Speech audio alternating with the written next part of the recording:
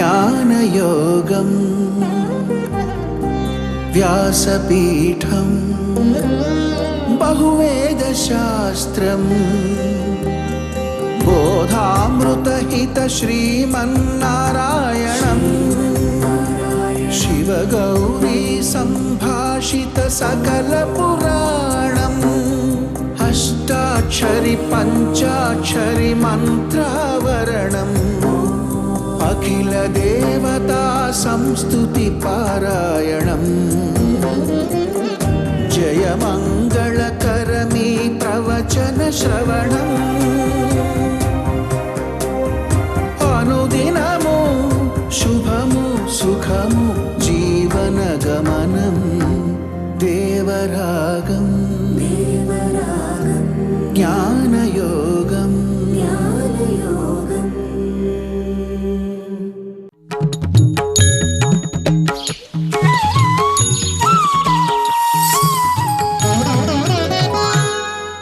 ఆపదామపహర్తారం దాతారం సర్వసంపదాం లోకాభిరామం శ్రీరామం భూయో భూయో నమామ్యహం.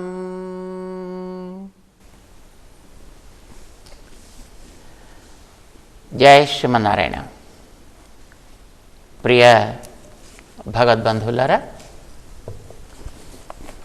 భగవద్గీత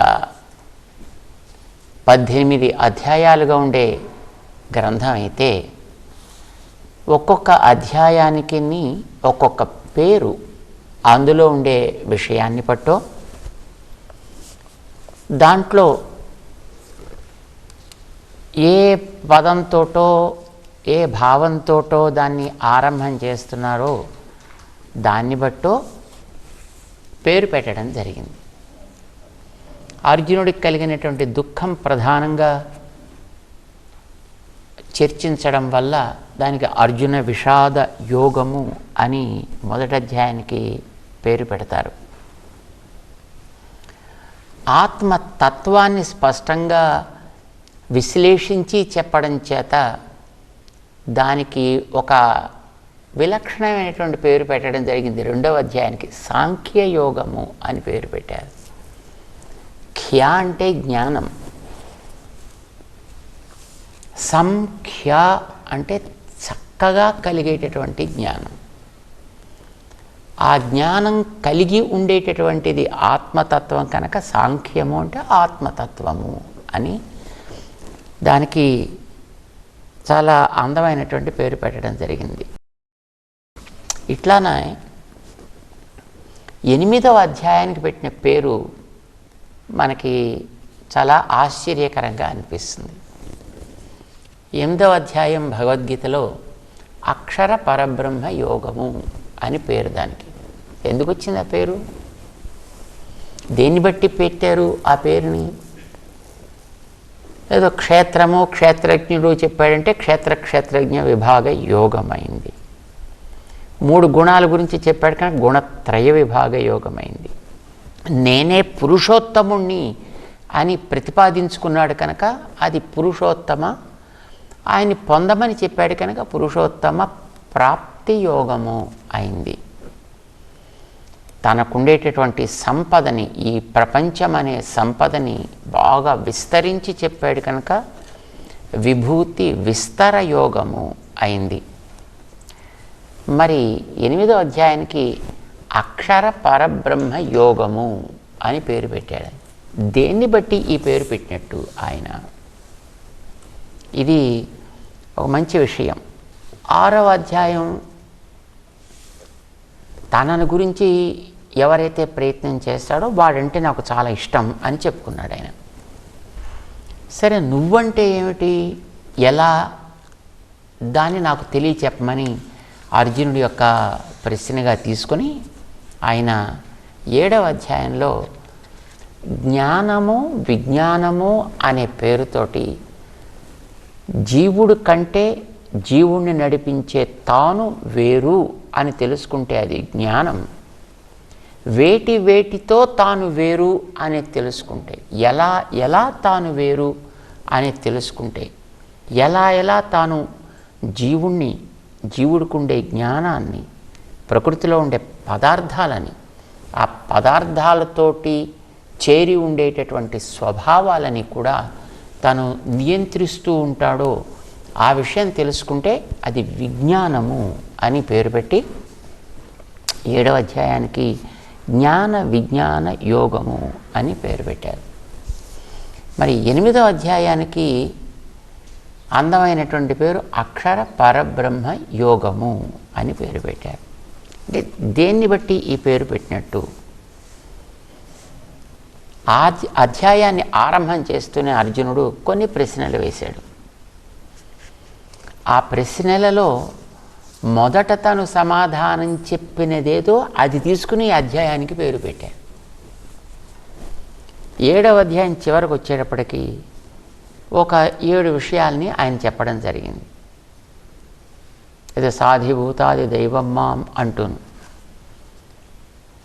అంతకుముందు శ్రీకృష్ణుడు 7వ అధ్యాయంలో తను చెబుతూ తనని ఆరాధించేవాళ్ళు, తనని ఆరాధించని వాళ్ళు ఉన్న జనాభానంతటిని కూడా 2 విభాగాలుగా తీసేశాడు ఆయన. ఏది కోరినప్పటికీ కూడా తన్ని ఆరాధించి తన ద్వారా పొందాలనుకునేవాళ్ళు కొందరు, అసలు తన ప్రస్తావన లేకుండా జీవితం గడపాలి అనుకునేవారు కొంతమంది. వీళ్ళకేమో పేర్లు పెట్టాడు ఆయన. ఏమని పేర్లు పెట్టాడు? తన ద్వారా పొందాలని అనుకున్న వాళ్ళంతా కూడా సుకృతులు, తనని పక్కన పెట్టి తాము పొందాలో చెయ్యాలో అని అనుకునే వాళ్ళంతా దుష్కృతులు అని పేరు పెట్టాడు. అన్యాయం కదండి. మరీ బొత్తిగా తన గొప్పతనాన్ని అంతలా తను వాయించుకుంటే ఎట్లాగండి అని అనిపిస్తుంది మనకి. ఎందుకని తన ద్వారా పొందే వాళ్ళంతా కూడా సుకృతులా, తన ద్వారా పొందని వాళ్ళంతా కూడా దుష్కృతులా, తగునా ఇది అని అనిపించవచ్చు. ఆయన చేసిన ఆయన మాట తప్పేం కాదు నిజానికి ఆయన అన్నది. ఎందుకంటే తను ఇస్తానంటున్నాడు. ఆయన ఏది కావాలంటే అది ఇస్తానంటున్నాడు. ఏది కావాలంటే అది పుచ్చుకుపోతానన్నవాడిని మనం దూషించాలి తప్ప, నీకేది కావాలంటే అది ఇచ్చిపోతాను మొర్రో అని అంటుంటే అలాంటి వాడిని మనం శ్లాఘించాలి కదండి. పైగా 7వ అధ్యాయంలో తన నుంచి ఏ కొద్ది ఏది ఎవరు ఎలా పుచ్చుకున్నా వాళ్ళందరినీ కూడా ఉదారా సర్వ ఏవైతే, వాళ్ళంతా కూడా మహా ఉదారులు. ఏదైనా పుచ్చుకున్నారంటే చాలు నాకు చాలా సంతోషం అయ్యా అంటూ వాళ్ళకి పెద్ద ఔదార్యాన్ని కూడా ఆయన కట్టబెట్టాడు. ఇచ్చేవాడు ఉదారుడు కాదట, పుచ్చుకునేవాడు ఉదారుడు అని అన్నాడు ఆయన. ఎంత ఆశ్చర్యమో చూడండి. సరే, ఇది ఇలా అట్టే పెట్టినా అసలు ఈ ప్రపంచమంతా తన వల్ల ఏర్పడ్డది, తన వల్ల సాగుతోంది అని 7వ అధ్యాయాన్ని ఆరంభం చేస్తూనే ఆయన చెప్పాడు. పిల్లవాడిని కన్నా తల్లి తండ్రి వాళ్ళ యొక్క వస్తువులుగా పుట్టాడు ఆ పిల్లాడు. అలాంటి పిల్లవాడు ఏది కావాల్సి వచ్చినా తల్లినో తండ్రినో చెప్పి వాళ్ళని కోరినట్టయితే వాళ్ళు ఆనందంగా ఇచ్చేవాళ్ళు కూడా అయినప్పుడు వాళ్ళ ద్వారా పొందడం శ్రేయస్సు కదండి. ఈ ఇంటికో ఆ ఇంటికో పోయి అడుక్కు తినడము, లేకపోతే వీళ్ళ దగ్గర వాళ్ళని హింసించో వీళ్ళని హింసించో తినాలనో, లేదు వాళ్ళని దోచుకొని తినాలనో సాగించే ప్రవృత్తి కంటే ఏది కావాలంటే దాన్ని అమ్మనో నాన్ననో అడిగి తీసుకోవడం క్షేమకరం కదా. తల్లి తండ్రి ఇవ్వడం చేత కాని వాళ్ళైతే పోనీ అనుకోవచ్చు, వాడి ప్రయత్నం ఏదో వాడు చేసుకోవాల్సి ఉంటుందని. లేని వాళ్ళైతే అనుకోవచ్చు వాడి ప్రయత్నం వాడు చేసుకోవాల్సి ఉంటుందని. కానీ ఆ తల్లి తండ్రి కూడా అతి సంపన్నులు, ఎంత ఇచ్చినప్పటికీ కూడా తరగనంత గొప్ప సంపద కలవాళ్ళు అయ్యుంటే అలాంటి వాళ్ళ దగ్గర అడిగి తీసుకోవడం మంచిది కదా. అలాంటి సంపద ఉన్నవాళ్ళైనా వాళ్ళకి ఈవి అంటే ఇచ్చే గుణం అది లేదనుకోండి, అది లేని వాళ్ళ దగ్గర అయితే అడిగినా ఉపయోగం ఉండదు, వాళ్ళు ఇవ్వకపోవచ్చు. కానీ వాళ్ళు మేము ఇస్తాము మొర్రో, పుచ్చుకోండి మొర్రో, తీసుకోండి మొర్రో అని వాళ్ళు ఇస్తాం అని అంటుంటే అలాంటి తల్లిని తండ్రిని కాదని తానంతట తాను ఎక్కడికో పోయి ఏదో రకంగా ప్రయత్నం చేసి సంపాదించుకోవాలి అని అనుకునేవాడిని, లేదు అలాగా ఎవరినో హింసించో లేకపోతే ఎవరినో దోచుకునో ఆక్రమించో సంపాదించాలి అని అనుకునేవాడు దుష్కృతుడు కాకపోతే ఏమవుతాడు కనుక వీళ్ళని 4 విభాగాలు చేశాడు ఆయన.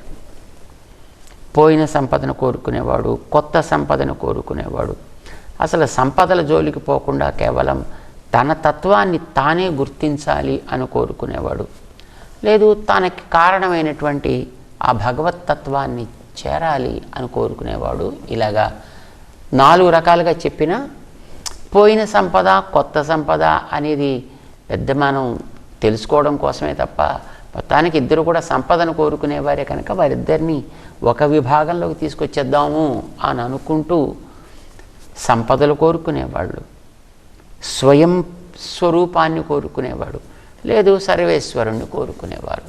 ఇలాగా 3 రకాలుగా విభాగం చేశారు. ఈ 3 రకాలుగా విభాగం చేసిన వాళ్ళకి తెలుసుకోవలసినవి ఇవి అని చెప్పడం జరిగింది. ఓ 7 విషయాలను చెప్పడం జరిగింది. దాంతో 7వ అధ్యాయాన్ని భగవంతుడు ముగించాడు. 8వ అధ్యాయం ప్రారంభం చేస్తూనే అర్జునుడు ఏమిటి నువ్వు చెప్పినటువంటి ఆ 7 కూడా ఇది ప్రశ్న వేశాడు ఆయన. మనం గతంలో చెప్పుకున్నాం దాని గురించి, ఒకసారి మళ్ళీ మనం జ్ఞాపకం చేసుకుంటున్నాం, నెమరు వేసుకుంటున్నాం. సంపదలు కోరుకునేటువంటి వాళ్ళ సంగతులు అట్టే పెడదాం. మొట్టమొదట ఆత్మతత్వాన్ని కోరుకునేటువంటి వాళ్ళ గురించి ఈ నువ్వు చెప్పినటువంటి వాటిలో కొన్ని దానికి సంబంధించినవి నాకు అనిపిస్తోంది, వాటి గురించి కొంచెం వివరాలు నాకు కావాలి. కిం తద్బ్రహ్మ, కిం అధ్యాత్మం, కిం కర్మ. ఈ 3 బహుశా ఆత్మతత్వాన్ని కోరుకునేవాడికి, స్వస్వరూపాన్ని ఎవడైతే పొందాలనుకుంటున్నాడో వాడికి బహుశా ఈ 3 తెలుసుకోవలసినవి అయి ఉంటాయి అని అనుకుంటున్నాను. పురుషోత్తమా ఇంతేనా అని అడిగాడు ఆయన. ఇక 2వది సంపదలు కోరుకునేటువంటి వాడు ఉంటాడు. అది పోయిన సంపద కావచ్చు, లేదు కొత్త సంపద కావచ్చు. అధిభూతం చ కిం ప్రోక్తం అధిదైవం కిముచ్యతే. అధిభూతము అధిదైవము బహుశా ఇవి 2 సంపదలు కోరుకునే వాడికి తెలుసుకోవలసినవి అయి ఉంటాయి అని నా అభిప్రాయం. ఇహ అధియజ్ఞ కథం కోత్ర దేహేస్మిన్ మధుసూదన. అధియజ్ఞాన్ని గురించినటువంటి ఒక ప్రశ్న, కానీ దీన్ని మళ్ళీ ఆయన 2 కింద విభాగం చేశాడు అర్జునుడే. అధియజ్ఞము ఎవరు, ఎలా, అధియజ్ఞమని ఎవరిని మనం పిలవాలి, ఎందుకు ఆ తత్వాన్నే మనం అధియజ్ఞము అని పిలవాలి, ఇది నాకు తెలుసుకోవాలనిపిస్తుంది. దాని తర్వాత ప్రయాణకాలే చ కథం జ్ఞేయోసి నియతాత్మభి. ఆయా కోరికలు కోరుకునేటటువంటి వాళ్ళకి, ఆత్మతత్వాన్ని కోరినా పరమాత్మతత్వాన్ని కోరినా పరమైశ్వర్యాన్ని కోరినప్పటికీ కూడా దేన్ని కోరుకున్నా ఎలా వాళ్ళకి నువ్వు తెలుస్తావు. ఇందులో ఒక ప్రశ్న మనకి తమాషాని అనిపిస్తుంది. అధియజ్ఞ కథం కహ అత్ర దేహే అస్మిన్ దేహే 2 అడిగాడండి ఆయన తమాషాగా. సరే, వీటి గురించి మనం చెప్పుకున్నాం. తద్బ్రహ్మ, అధ్యాత్మం, కర్మ, ఈ 3 ఆత్మతత్వాన్ని కోరుకునేవాడికి తెలుసుకోవలసినవి. బహుశా ఈ విషయంలో అర్జునుడు కొంత అవగాహన చక్కగానే ఏర్పడి ఉంది గతంలోనే. అందుకోసమనే అతను మొట్టమొదటే ఆయన చెప్పిన 7 విషయాల్ని కూడా 3, 2 ఇంకొక 2 విడదీశాడు ఆయన. ఇందులో మొట్టమొదటి తాను అడిగింది ఏమిటి? ఆత్మతత్వం కోరుకునేవాడికి తద్బ్రహ్మం అంటే ఏమి, అధ్యాత్మం అంటే ఏమి, కర్మ అని దేనిని మనం పిలుస్తున్నాము, ఇది నాకు విషయాలు చెప్పాల్సింది అని అడిగాడు. ఇందులో ఆత్మతత్వం తెలుసుకోవాల్సిన వాడికి 3 + 2 5 విషయాలు తెలుసుకోవాలి. శ్రమ చాలా ఎక్కువ వాడికి, ఆత్మను కోరుకునేవాడికి. ఐశ్వర్యం కోరుకునేవాడికి అధిదైవం, అధిభూతం ప్లస్ అధియజ్ఞము, అంతఃస్మృతి, ఇవి 4 విషయాలు తెలుసుకోవాలి. కొంచెం శ్రమ తక్కువ. కానీ భగవంతుడిని కోరుకునేవాడికి అసలు పెద్దగా తెలుసుకోవాల్సినవి ఏమి లేనే లేవనుకుంటాను. వీడికి అందరికీ కలిపి సామాన్యంగా తెలుసుకోవాల్సిన అవొకటి తెలిస్తే చాలు. ఏంటి? అధియజ్ఞం అంటే తెలియాలి, అంత్యకాల స్మృతి ఒకటి వీడికి తెలియాలి. ఇవి 2 చాలు వీడికి. 2 ఫలితాల్లో చూస్తే మోక్షం అనేది చాలా గొప్ప ఫలితం, చాలా పెద్ద ఫలితం అది. కానీ దాంతో దీటైంది మరొకటి లేనే లేదు. అంత గొప్ప ఫలితాన్ని పొందడానికి తెలుసుకోవాల్సినవి 2. వాడికి మిగతా వాళ్ళకి తెలుసుకోవాల్సిన కామన్గా ఏ ఉంటాయో అవి మాత్రం వాడికి తెలిస్తే చాలు. వాడికంటూ ప్రత్యేకించి తెలుసుకోవాల్సినవి ఏం లేవు. కానీ సంపదలు కోరుకునే వాడికి అధియజ్ఞం తెలియాలి, అంత్యకాల స్మృతి ఉండాలి. ఇవి 2 కాక ఇంకో 2 వాడి కొత్తగా తెలుసుకోవాల్సినవి అధిదైవతము, అధిభూతము అనేటివి. కానీ ఆత్మతత్వాన్ని కోరుకునే వాడికి లభించేటటువంటి ఫలితం చాలా స్వల్పమే. ఎందుకంటే వాడికి తన స్వరూపం ఏమిటో తన వరకు తెలిసి ఊరుకుంటుంది, అంతవరకే.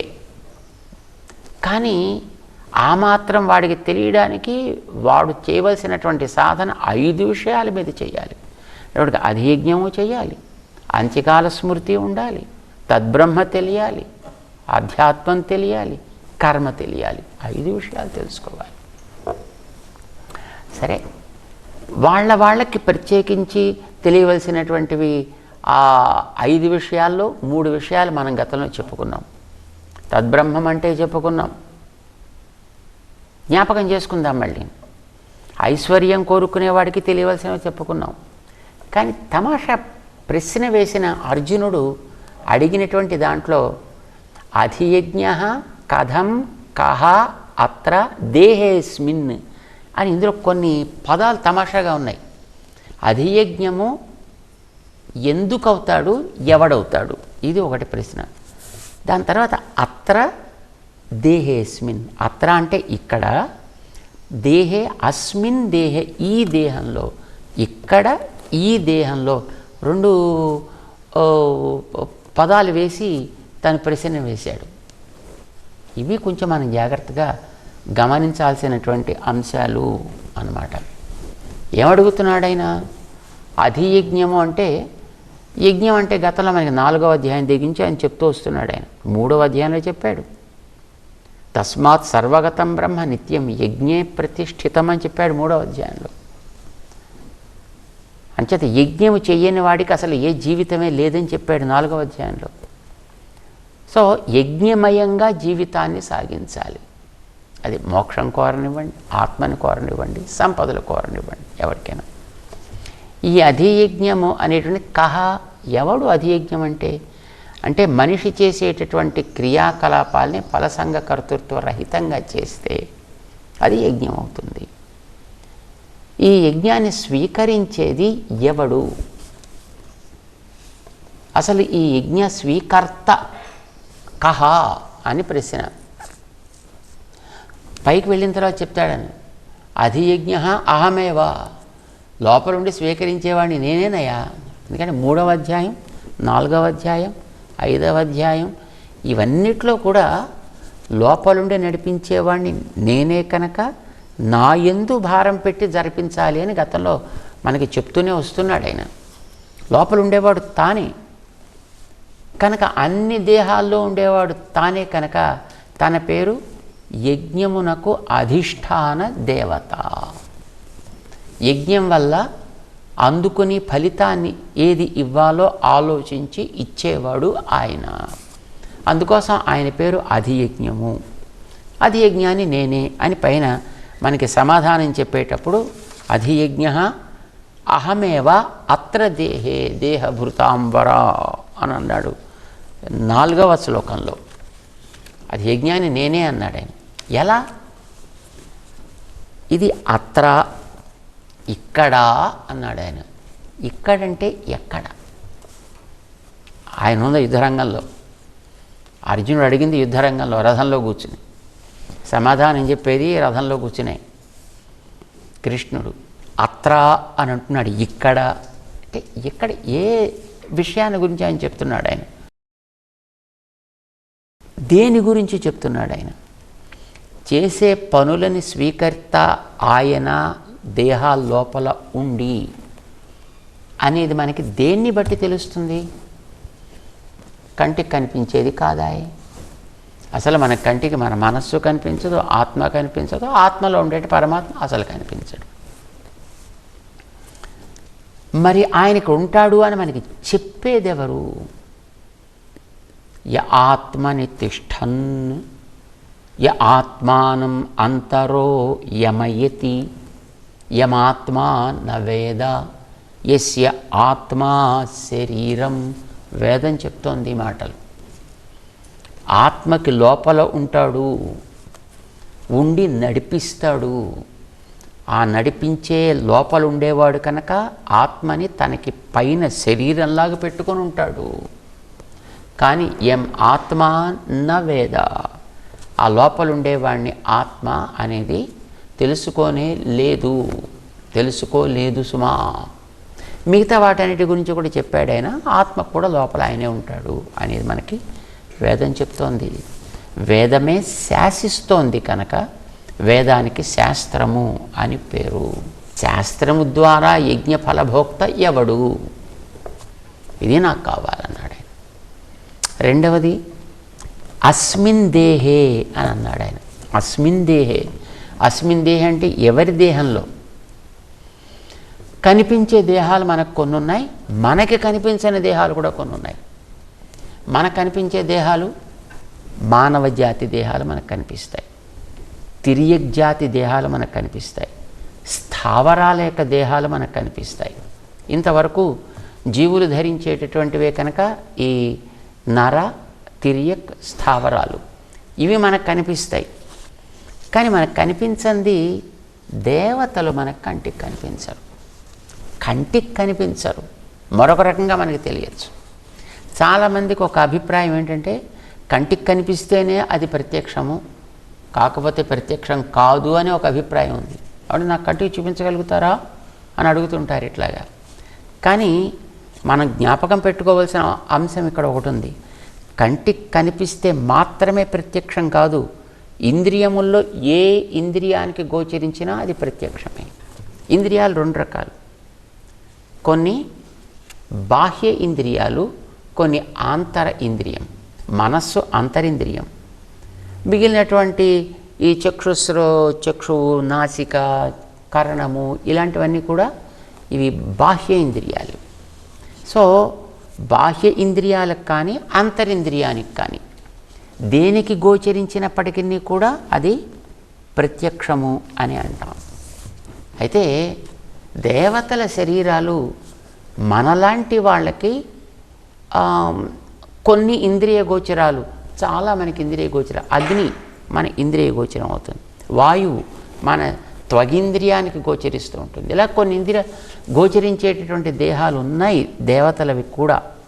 కానీ చాలా దేవతల శరీరాలు మన కంటికి కనిపించవు. కానీ అర్జునుడు లాంటి మహానుభావులకి, సాధకుడు కదా ఆయన, ఎందుకంటే ఆయన ఇంద్రలోకానికి కూడా వెళ్ళి వచ్చాడు. ఆయన ఇంద్రుడి యొక్క అనుగ్రహాన్ని కూడా పొంది వచ్చాడు. ఆయన చేత ఆయనకి దేవతలు కనిపించరు అని అనడానికి వీల్లేదు. ఆయన దేవతల్ని కూడా చూడగలిగినటువంటి యోగ్యత కలిగిన వాడు కనుక అస్మిన్ దేహే, ఈ దేహాల్లో, దేహం అనేది సాముదాయిక వాచకంగా వాడుతున్నాడు ఆయన. దేహ సముదాయానికి అడుగుతున్నాడు ఆయన. అంచేత దేవతలకు కానీ మనుషులకు కానీ తిరియక్ స్థావరములుగా ఉండేటటువంటి ఈ సకల జీవజాతికి కూడా ఉండేటటువంటి దేహాల లోపల ఎలా ఉంటున్నాడు ఆయన, అధియజ్ఞ కథం, ఆయనే అని తెలుసును, కానీ ఎలా, అస్మిన్ దేహే, అంచేత ఈ దేహం అని ఆయన చెప్పేటటువంటిది దేవతలతో పాటు కలిసి ఈ లోపల ఉంటూ వాళ్ళు చేసేటటువంటి పనుల వల్ల కలగాల్సినటువంటి ప్రయోజనాలని అందుకుంటూ ఇచ్చేటటువంటి వాడు ఎవడు, ఎలా ఇస్తాడు, ఇది ఆయన ప్రశ్న. సరే, అంత్యకాల స్మృతి అనేటటువంటిది అది అందరికీ కామన్గా తెలుసుకోవాల్సినటువంటి ఒక అంశం అని ఇలా ఆయన అర్జునుడు 8వ అధ్యాయంలో వేసినటువంటి ప్రశ్నకి సమాధానం చెబుతూ అక్షరం బ్రహ్మ పరమం అంటూ కృష్ణుడు మొట్టమొదటి ఆత్మతత్వాన్ని కోరుకునేటటువంటి వాడికి తెలుసుకోవలసిన అంశాలను వివరిస్తూ సమాధానం చెప్పిన దాంట్లో మొదటి పదం అక్షరం బ్రహ్మపరమం అని ఉంది. అందుకోసమని ఈ అధ్యాయానికి 8వ అధ్యాయానికి అక్షర పరబ్రహ్మ యోగము అని పేరు పెట్టి ఉండొచ్చు. ఇది ఒక రకమైనటువంటి ఒక సమన్వయం మనం తెలుసుకోవడం కోసం ప్రశ్నని పక్కన పెట్టి భగవంతుడు చెప్పిన సమాధానంతో మనం అధ్యాయాన్ని చూసినట్లయితే దాంట్లో ఉన్న పదం మొట్టమొదటిది అధ్యాయానికి మొదటి పదం కింద పెట్టుంటారు. పైగా ఆత్మతత్వాన్ని కోరుకునే వాడికి చేసినటువంటి ప్రధానమైనటువంటి ఉపదేశం కనుక తను ప్రారంభం చేసింది, దాన్ని అధ్యాయానికి పేరు కింద పెట్టారు అని అనుకున్నా మనకి లోపం అయితే ఏం ఉండదు. అలాగే 8వ అధ్యాయం అక్షర పరబ్రహ్మ యోగము అనే పేరుతోటి అందంగా మనకు అందింది. అందులో ఉండేటటువంటి అంశాలని మనం తెలుసుకుంటూ మెల్లిమెల్లిగా ముందుకు సాగుదాం. జై శ్రీమన్నారాయణ.